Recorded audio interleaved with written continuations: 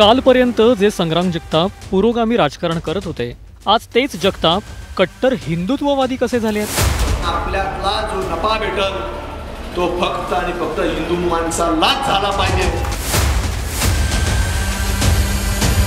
जे जगताप राष्ट्रवादी काँग्रेसच्या तिकिटावर सलग 3 वेळा विधानसभेत गेले आहेत, तेच जगताप आता अजितदादांच्या सूचनांकडे कानाडोळा का करतायत?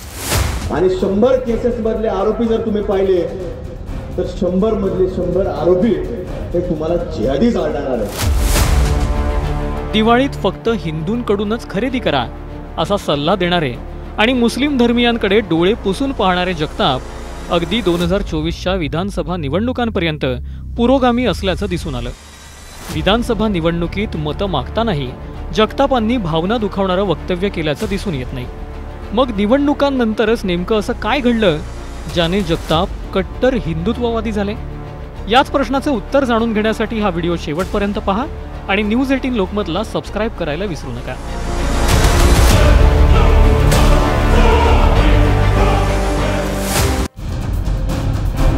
म्हणजे केवळ 3000 मतांनी संग्राम जगताप पहिल्यांदा आमदार म्हणून निवडून आले।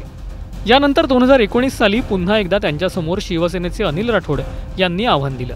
याही वेळी संग्राम जगतापांनी 11,139 मतांनी अनिल राठोड यांचा पराभव केला। याही वेळी